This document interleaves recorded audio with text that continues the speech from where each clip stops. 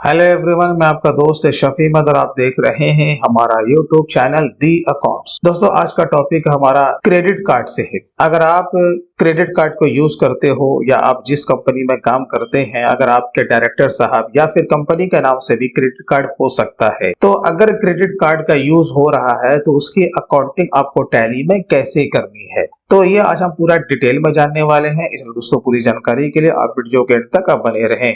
और इसी तरीके से अगर आप अकाउंटिंग एंड टैक्सेशन में हर तरह का काम सीखना चाहते हैं और इस फील्ड में अपने फ्यूचर को ब्राइट करना चाहते हैं, तो आप हमारे ऑनलाइन कोर्स को भी आप ज्वाइन कर सकते हैं। तो चलिए दोस्तों, आज का टॉपिक हम लोग शुरू करते हैं। तो यहाँ पर आपको स्क्रीन पर ये डिटेल्स आपको दिख रहा होगा। मैं मान लेता हूँ कि हमारे पास भी एक क्रेडिट कार्ड है जो कि यूज किया गया है। कहाँ कहाँ यूज किया गया है? एयर टिकट की मैंने बुकिंग किया है तो मैंने उसको पेमेंट किया 19,116 रुपये का।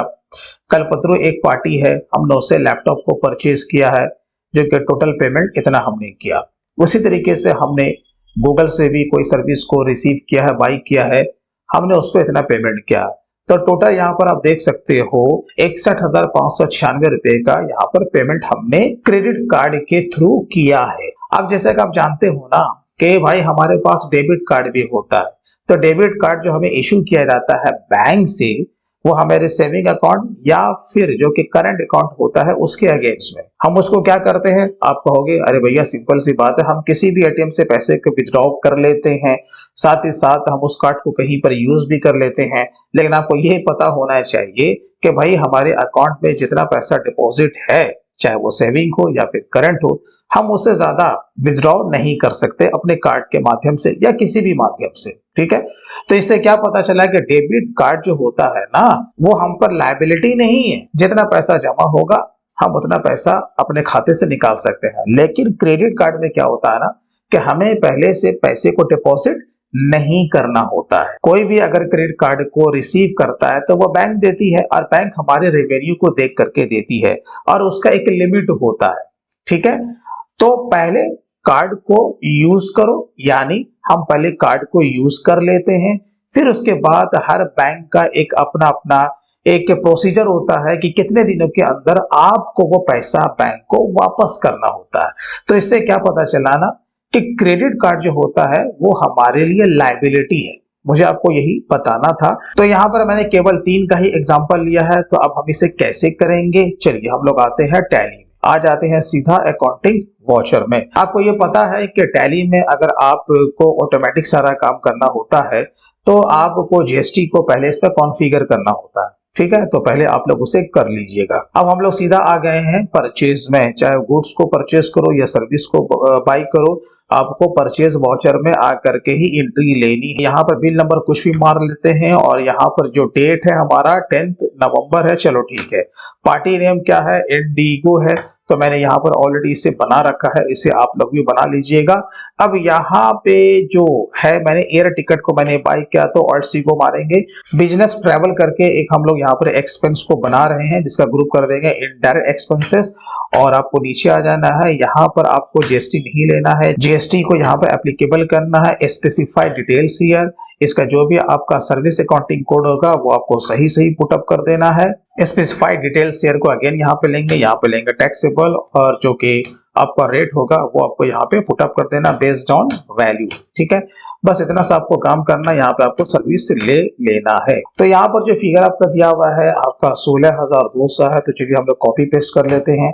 और आपको पता है कि इसके बाद आपने क्या लगाना है, ए से जीएसटी लगाना है, देन आपको सी जीएसटी लगाना है। ठीक है, 19,116 रुपए। ये देखिए, तो आपको क्या करना है ना कि जिस तरीके से मैंने यहाँ पर एक की मैंने बुकिंग की है, इसी तरीके से आपके नंबर ऑफ इनवॉइसेस जितने भी हो, चाहे उसका पेमेंट किसी से भी हुआ हो, जैसे आप लोग बुकिंग करते हो अपने बुक्स में, आपको उसका इसी तरीके से बुकिंग करना है। इसी तरीके से हम लोग दूसरा भी यहाँ पर एंट्री को ले लेते हैं, जैसे कि हमारा यहाँ पे आपका कल्पत्रु है।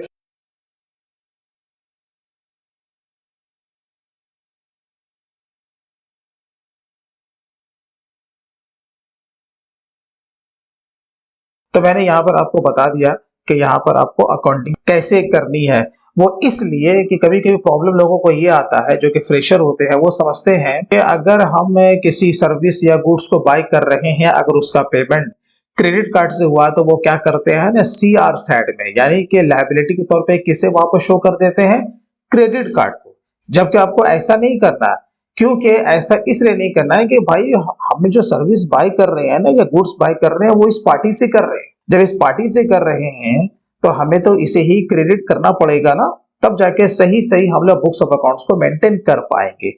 चलिए अब हम लोग आ जाते हैं अपने अगेन टैली प्राइम में और चले आते हैं पेमेंट में। कहा जाते हैं भाई पेमेंट। अब जिस तारीख को इसका पेमेंट हुआ है आप चाहे तो स्टेटमेंट से भी आप एंट्री कर सकते हैं। क्रेडिट कार्ड का स्टेटमेंट भी आपको मिल जाएगा, ऑनलाइन उसका स्टेटमेंट भी आता है। नहीं तो जो भी कार्ड होल्डर हैं वो आपको जब डिटेल्स देंगे उसमें आपको डेटा मिल जाएगा। तो चलिए यहाँ पर अब जैसे कि हमारा जो पहला पेमेंट हुआ है वो हुआ है 10/11 को। किसको पेमेंट हुआ भाई, इंडिगो को। तो हम लोग क्या करेंगे, यहाँ पर से इंडिगो को ले लेंगे, अगेंस्ट ले लेंगे, बिल टू बिल काम अगर हो रहा है ऑफ कोर्स। चलिए यहाँ पर ले लिया, यहाँ पर कर देंगे सीआर।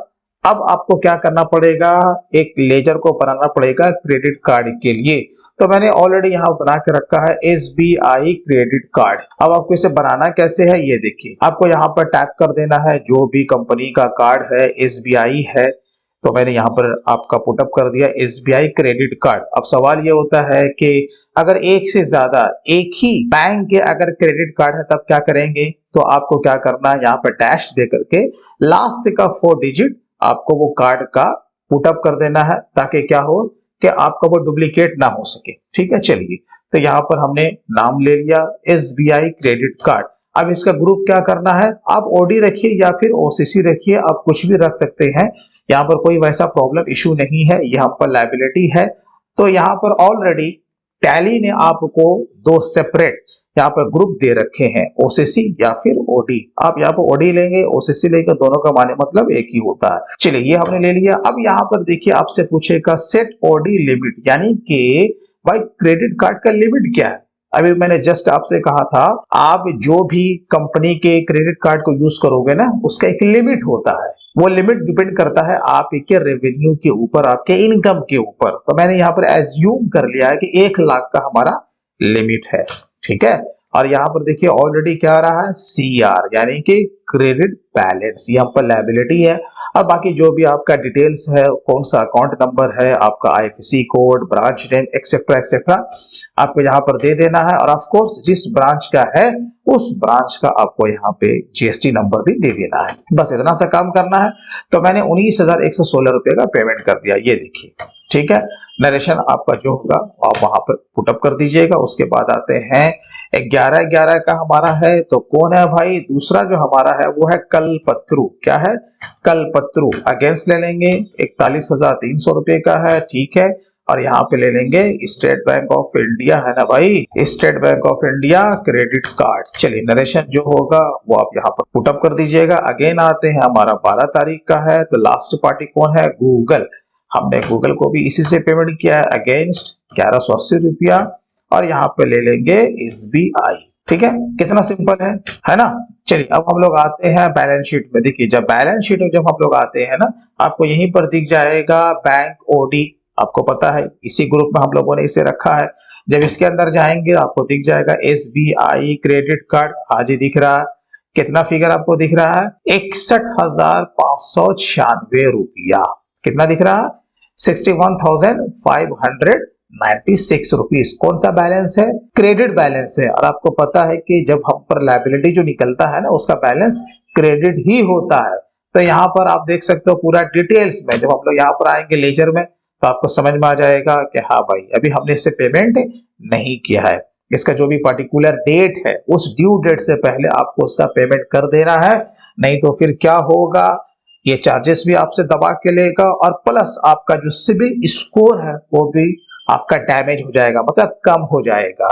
तो ये आपको ध्यान में रखना पड़ेगा। अब चलो मान लेते हैं कि आपने ऐसे कुछ पेमेंट कर दिया। ठीक है, तो भाई कहां से पेमेंट करोगे, ऑफ कोर्स अपने बैंक अकाउंट से करोगे, है ना। तो पेमेंट में आ जाते हैं। अब देखिए अब इसका पेमेंट ये कहाँ होगा, बस आपको पेमेंट में ही रहना है, चले आना है एसबीआई। हाँ हम इसको पैसा वापस कर रहे हैं ना, एसबीआई क्रेडिट कार्ड। तो कितना कर रहे हो आप, बोले 50,000 अभी हम लोग कर रहे हैं। ठीक है, ले लेते हैं 50,000।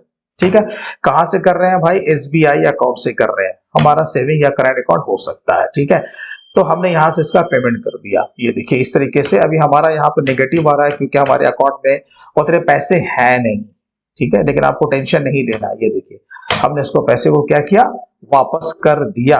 अब अगर हम यहाँ पर इसका अकाउंट हम देखेंगे तो अभी भी हम पर यहाँ पर 11,596 रुपए का लायबिलिटी दिख रहा है। तो इस तरीके से बहुत ही सिंपल वे में आप क्रेडिट कार्ड की अकाउंटिंग आप टैली प्राइम में कर सकते हैं। तो दोस्तों आज के लिए बस इतना ही, फिर मिलते हैं किसी दिन किसी नए टॉपिक के साथ। तब तक take care and bye bye.